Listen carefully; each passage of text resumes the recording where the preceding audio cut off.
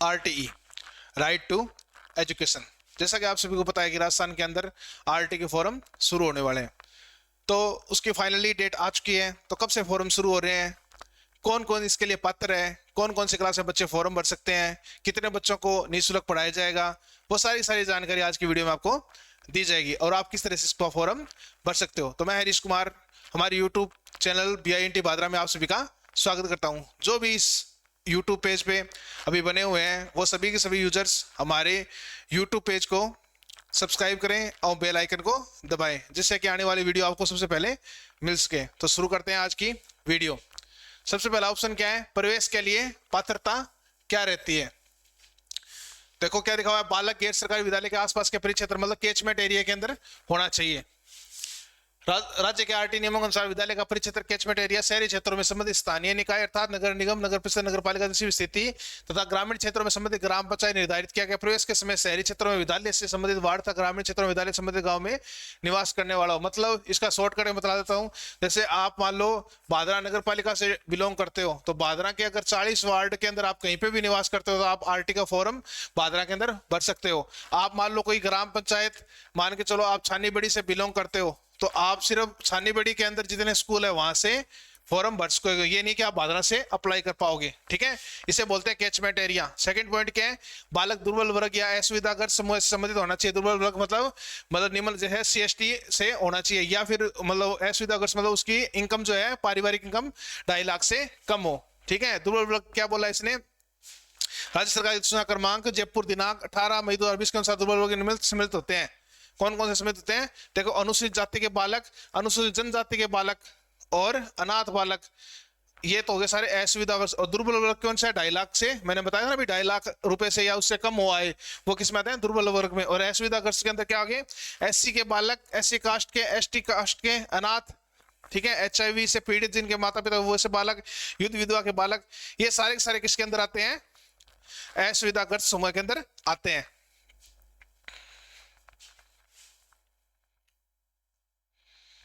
और इसके बाद के अंदर पिछड़ा वर्ग या विशेष वर्ग जिनकी आय मैंने बताया ना 2.5 लाख से कम हो वो भर सकते हैं।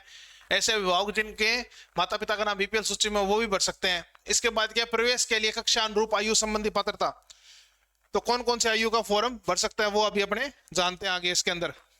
तो सबसे पहले देखो कौन सी क्लास के अंदर कितनी आयु दी है, देखो प्री प्राइमरी मतलब PP3 के अंदर 3 वर्ष या उससे अधिक परंतु 4 वर्ष तक। अब यहाँ पे कंप्लीटली भी समझाया हुआ, कक्षा PP3 में प्रवेश है तो बालक की जन्म तिथि कितनी होनी चाहिए, 1 अप्रैल 2022 से लेकर 31 मार्च 2022-23 के बीच में कितनी उम्र होनी चाहिए, 3 वर्ष या उससे अधिक परंतु 4 वर्ष से कम। मतलब किसी बच्चे की डेट ऑफ बर्थ 1 अप्रैल 2022 है और या किसी बच्चे की 31 मार्च 2023 है, इसके बीच में जिस भी बच्चे की डेट ऑफ बर्थ आती है वो फॉर्म भर सकता है। मतलब जिसकी 1 अप्रैल 2022 है वो भी फॉर्म भर सकता है। ये नहीं कि इसके बीच का मतलब ये है कि अगर 2 अप्रैल वाला भर सकेगा, नहीं, 1 अप्रैल 2022 से लेकर 31 मार्च 2023 तक सारे बच्चे क्या फॉर्म भर सकेंगे। ठीक है, ये देखो लिखा हुआ है ना, 1 अप्रैल और 31 मार्च दोनों तिथियों को सम्मिलित करते हुए PP4 के अंदर क्या है, 1 अप्रैल 2021 से लेकर 31 मार्च 2022 तक के जो जन्मे हुए बच्चे हैं वो फॉर्म भर सकते हैं। इसी तरह PP5 के अंदर क्या है, 1 अप्रैल 2020 से लेकर 31 मार्च 2021 तक। और इसी तरह से फर्स्ट क्लास के लिए क्या है, डेट ऑफ बर्थ क्या होनी चाहिए, 1 अप्रैल 2019 से लेकर 31 मार्च 2020 के बीच में होनी चाहिए। ठीक है, निःशुल्क प्रवेश है तो निवास प्रमाण पत्र बालक या अभिभावक, मतलब ये जरूरी नहीं है सिर्फ बच्चे का, अगर उसके फादर का मूल निवास वगैरह है तो भी फॉर्म भर सकता है। देखो संबंध में संबंधित तहसीलदार द्वारा जारी मूल निवास के संबंध में बालक अभिभावक वैधानिक दस्तावेजों के रूप में राशन कार्ड भी दे सकता है, आधार कार्ड भी दे सकता है, पहचान पत्र भी दे सकता है, ड्राइविंग लाइसेंस भी दे सकता है, बिजली का बिल भी आप दे सकते हो। अगर आपका मूल निवास नहीं बना हुआ तो आप ये डॉक्यूमेंट्स भी इनमें से कोई भी एक डॉक्यूमेंट दे सकते हो, लेकिन उनमें होना चाहिए 6 माह से ज्यादा पुराना नहीं होना चाहिए। 6 महीना किसके लिए दिया, सिर्फ बिजली के लिए दिया, बिजली या पानी का बिल जो है वो 6 महीने से पुराना नहीं होना चाहिए। लेकिन लगभग के पास मूल निवास भी मिल जाता है, आधार कार्ड भी मिल जाता है, राशन कार्ड घर पे होता है, तो आप इनमें से कोई भी एक डॉक्यूमेंट लगा सकते हो जिसके अंदर क्या एड्रेस क्लियरली दिया हो। ठीक है, आगे चलते हैं।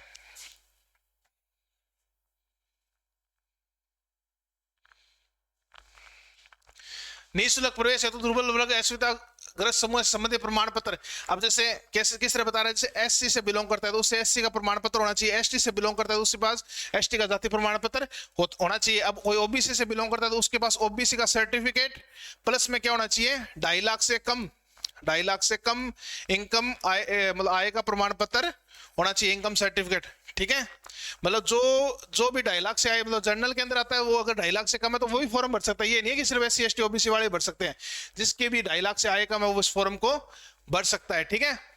इसके बाद क्या पूछा इसने, निःशुल्क प्रवेश हेतु आयु किस्मत, ये तो हो गया अपना इनकम का, कास्ट का प्रूफ। अब इसको क्या बताना है, आयु का सबूत बताना है। तो आयु के अंदर आप एक तो दे सकते हो अस्पताल सहायक नर्स या दाई रजिस्टर, मतलब आपका अगर बर्थ सर्टिफिकेट नहीं बना हुआ तो इस रजिस्टर की फोटोकॉपी लगा सकते हो। लेकिन सभी लगभग बच्चों का क्या होता है कि बर्थ सर्टिफिकेट या आधार कार्ड बना होता है, तो वो चीजें लग जाएगी। आप दोनों चीजें लगा देना, अगर दोनों बनी हुई है तो बर्थ और आधार दोनों लगाओ, वरना बर्थ तो कंपलसरी लगाना ही लगाना है, ठीक है।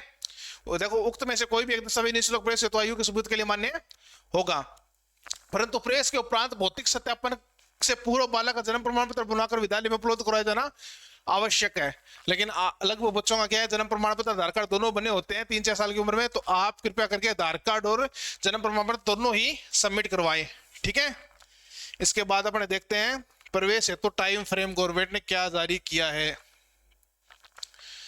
तो सभी गैर सरकारी विद्यालयों के लिए टाइम फ्रेम दिया गया है, जिसके अंदर विज्ञापन जारी, मतलब ये जो विज्ञापन जारी कर रखा है ये, इसके लिए उस बात में क्या है, संबंधित विद्यालय द्वारा विद्यालय प्रोफाइल अपडेट करना, मतलब विद्यालय की एक प्रोफाइल होती है वो अपडेट करने के लिए इन्होंने क्या डेट दी थी, 15 फरवरी तक। तो ये अपने से संबंधित नहीं है, विद्यालय से तो अपना कोई मतलब नहीं है। उसके बाद क्या है, अभिभावकों द्वारा ऑनलाइन आवेदन करना व दस्तावेज अपलोड करना 18 फरवरी से 4 मार्च 2026 तक। मतलब ये जो अभिभावक जैसे आप खुद फार्म भर रहे हो या ई मित्र वाला फार्म भर रहा है, उनके लिए डेट दी हुई है 18 फरवरी 2026 से लेकर 4 मार्च 2026 तक।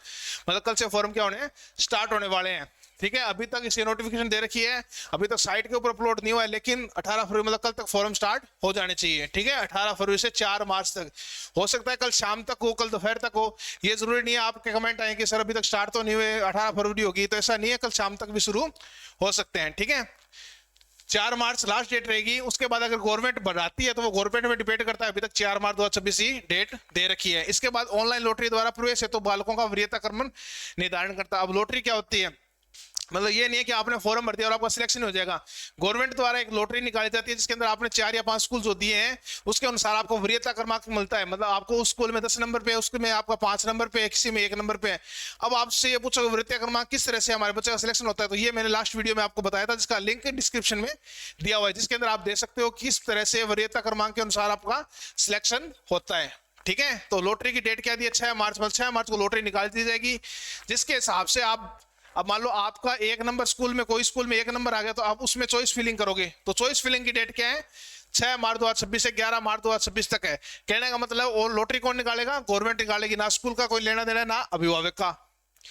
नेक्स्ट इसमें क्या होगा, चॉइस फिलिंग होगी। जैसे आपने लॉटरी निकल गई, आपका 1 नंबर पे या 2 नंबर पे जो स्कूल आया, मान लो आपके पास 3 नंबर पे जो स्कूल आया उस स्कूल को चूज करना चाहते हो, तो आपको चॉइस फिलिंग करनी है, उस पर ओके करना है कि मैं इसमें डॉक्यूमेंट सबमिट करवाना चाहता हूं। उसके बाद एक प्रिंट निकलेगा, उस प्रिंट को क्या है आपको स्कूल के अंदर जमा करवा देना है।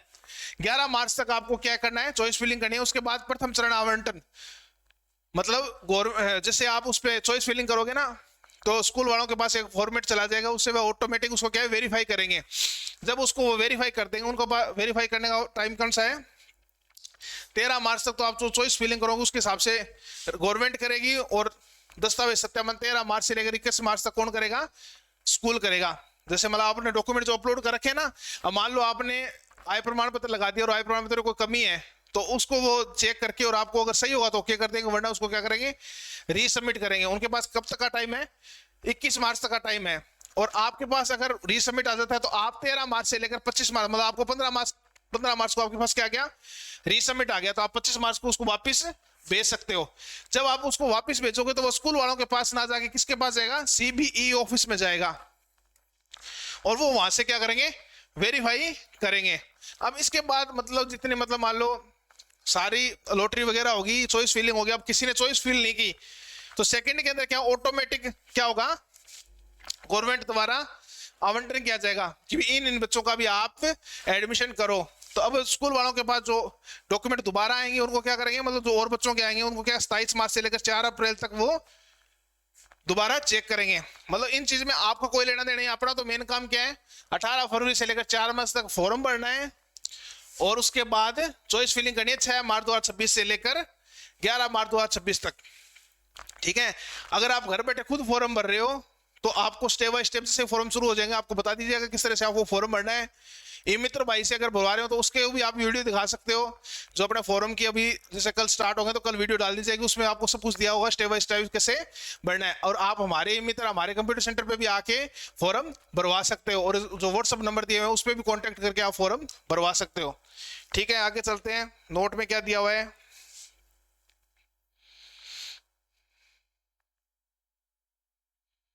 टाइम फ्रेम के क्रम से क्या एक पर अंकित गतिविधि विज्ञापन जारी करना, इसमें अपना कोई लेना देना यही है। इसके बाद अभिभावक द्वारा किए जाने वाले कार्य, हाँ इनको देखिए। फर्स्ट पॉइंट क्या है, कोई भी अभिभावक अपने कैचमेंट एरिया के गैर सरकारी विद्यालय में निःशुल्क सीट्स पर प्रवेश है तो ऑनलाइन आवेदन कर सकता है। बताया था ना कि आपके कैचमेंट एरिया में जो स्कूल बिलोंग करता है उससे आप फॉर्म भर सकते हो। लेकिन यदि कोई विद्यालय केवल लड़कों अथवा केवल लड़कियों के लिए संचालित होता है, मतलब कोई गर्ल्स स्कूल है सिर्फ उसमें गर्ल्स पढ़ती है तो उसमें गर्ल्स का फॉर्म आप भर सकते हो। ठीक है, अभिभावक प्राइवेट स्कूल की वेब पोर्टल www.rajpsp.nic.co इनको एक्सेस करके फॉर्म भर सकता है, या फिर राजस्थान प्राइवेट स्कूल की जो गूगल प्ले स्टोर पे जाके वहां से डाउनलोड करके ऐप और आप फॉर्म भर सकते हो। ठीक है, इसके अंदर देखो क्या दे रखा है, आवेदन में बालक के आधार नंबर तो आधार नंबर, पंजीयन 16 अंकों का नंबर जो होता है, मोबाइल नंबर प्रविष्ट करना है। ध्यान रखिए बालक जो आरटी के तहत किसी विद्यालय प्रवेश ले चुके हैं पुनः आवेदन नहीं कर सकेंगे। आपने कोई स्कूल के अंदर मान लो PP3 में एडमिशन लिया था और आप PP4 से वहां से टीसी कटवा लिया, फर्स्ट में दूसरे स्कूल में एडमिशन लेना था तो नहीं होगा।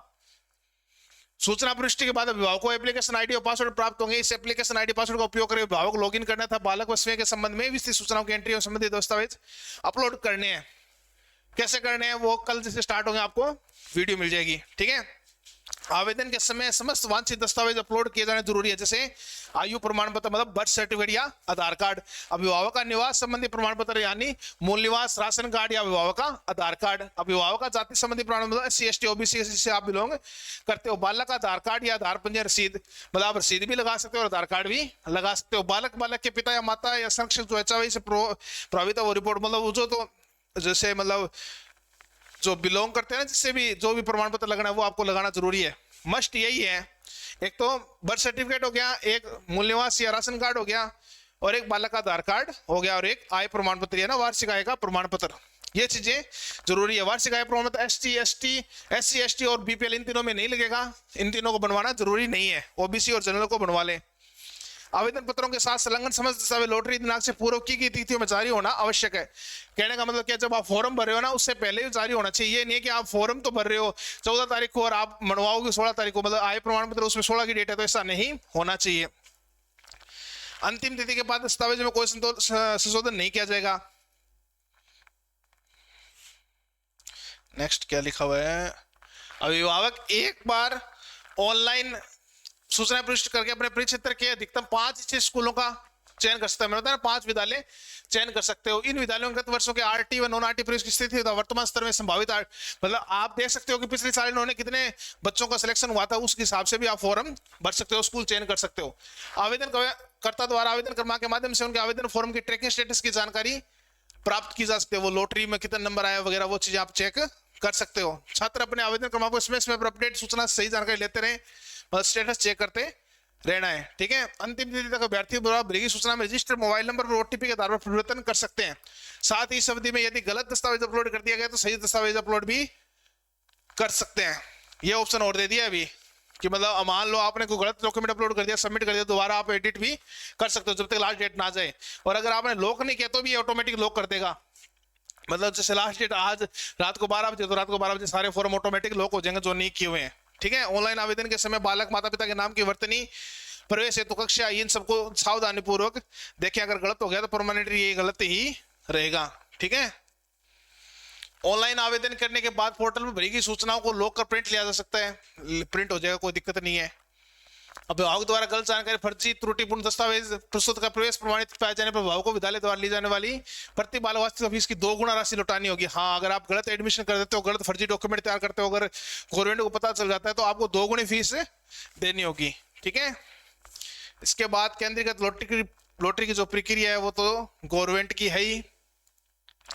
वरीयता क्रमांक बताया था ना, विद्यालय का वार्ड समय शहरी निकाय का मतलब मान लो कि विद्यालय जैसे 3 नंबर वार्ड में पड़ता है और आपका जो एड्रेस है वो भी 3 नंबर वार्ड से, तो आपको फर्स्ट प्रायोरिटी मिलेगी। ठीक है। इसके बाद इस सूची का उपयोग पोर्टल द्वारा शेष 76% सीट प्रवेशित सुलभ बालकों के साथ सम्मिलित कर निम्नानुसार निर्धारित रोस्टर प्रक्रिया में किया जाएगा। ये फर्स्ट वीडियो में आपको बताया हुआ है, लिंक दिया हुआ है, उसमें देख सकते हो। विद्यालय की आवंटन प्रक्रिया क्या है, देखो। गैर सरकारी विद्यालय में कक्षा पीपी 3 शैक्षिक स्तर 2023-24, 24-25, 25-26 में प्रवेशित सशुल्क बालक, पीपी 3+ में प्रवेशित सशुल्क बालकों का औसत और शैक्षिक स्तर 2026-27 में निःशुल्क प्रवेश योग्य बालकों की संख्या पीपी 3+ में प्रवेशित सशुल्क बालकों का औसत तथा वर्तमान सरकार सशुल्क नामांकन जो भी अधिक हो बटा 3। ये मैंने वैसे पहले वाली वीडियो में बता रखा है, मैं बताता हूं दोबारा। जैसे मान लो 2 आपके आरटी के एडमिशन हो गए, तो अगर इस क्लास के अंदर जैसे मान लो फर्स्ट हो गया नॉन आरटी एनटी लिख देता हूं, तो सेकंड एडमिशन किसका हो जाएगा, आरटी का हो जाएगा।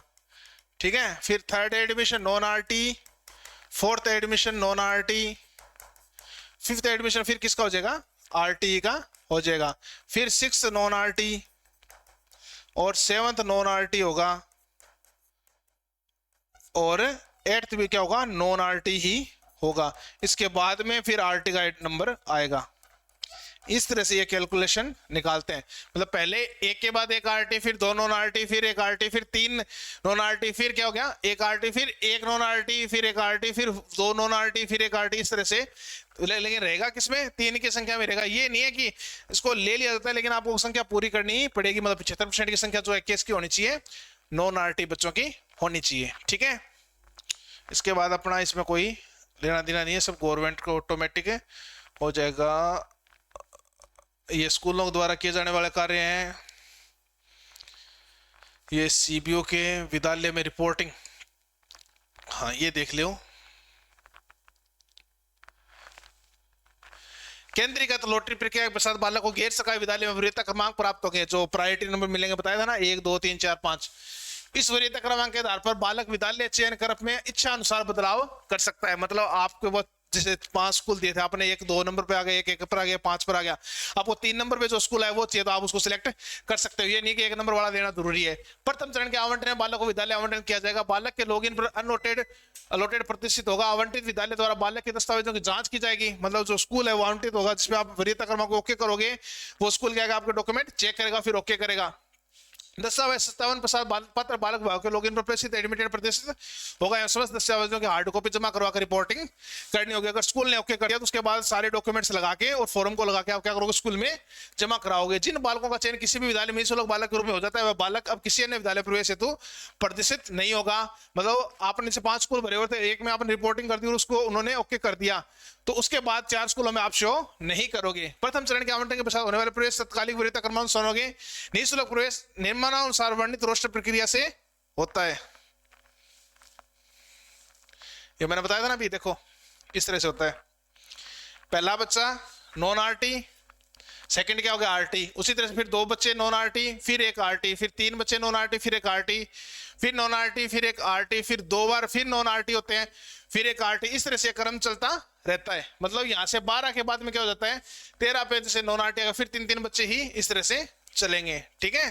तो इसमें क्या हो गया, देखो 11 बच्चे नॉन आरटी और 30 बच्चे 11 बच्चे आरटी के और 30 बच्चे non RT, total 41 admission show किए गए।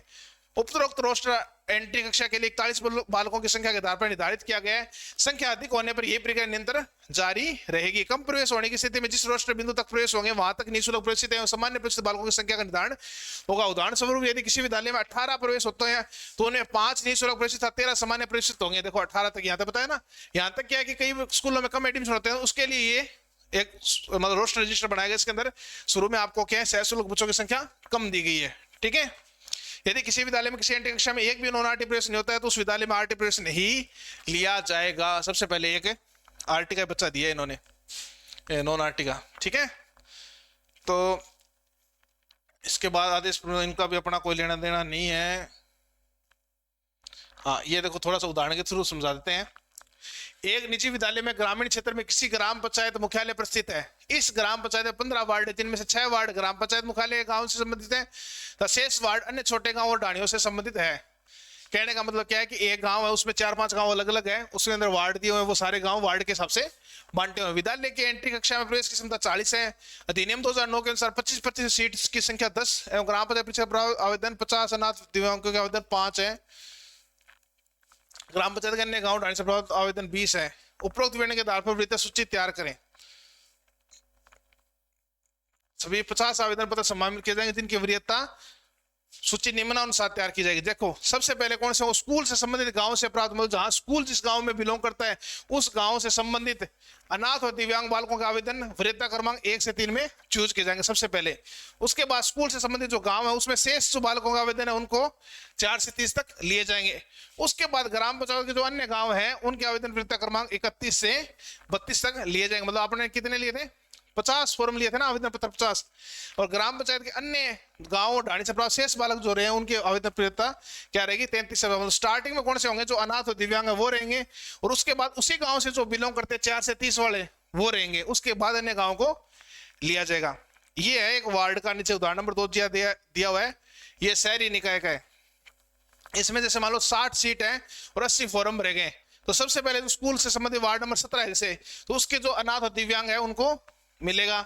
उसके बाद उसी वार्ड के जो शेष बालक है उनको वरीयता मिलेगी। और उसके बाद जो उसी शहर के, जैसे भादरा शहर, उसके अन्य जो वार्ड है वहां के जो जिन बच्चों ने फॉर्म भरा है उनको वरीयता मिली होगी। तो आपको सारी डिटेल सही से समझ में आई होगी। और अब जो नेक्स्ट वीडियो आएगा उसके अंदर आरटी का फॉर्म कैसे भरा जाएगा वो सारी चीजें स्टेप बाय स्टेप आपको बताई जाएगी। तो सारे मित्र भाई उस वीडियो को ध्यान से देखकर और आरटी के बच्चों का फॉर्म भर सकते हो। जो भी दुर्बल वर्ग के मतलब माता पिता है उनके जो बच्चे हैं उनको फॉर्म आप इस तरह से भर सकोगे। आगे वाली वीडियो के अंदर बताया जाएगा स्टेप बाय स्टेप। जैसे कल से स्टार्ट होने वाले हैं तो कल आपको वीडियो डाल दी जाएगी। और इस वीडियो को आपको ज्यादा से ज्यादा शेयर करना है, इस पे कमेंट डालना है। कोई भी आपको परेशानी आ रही, कोई चीज आपको पूछनी है तो आप कमेंट के डालकर पूछ सकते हो। हमारे पेज को ज्यादा से ज्यादा शेयर करना है जिससे ज्यादा सब्सक्राइबर और वीडियो ज्यादा लोगों के बीच में पहुंचे। तो ठीक है दोस्तों, थैंक यू।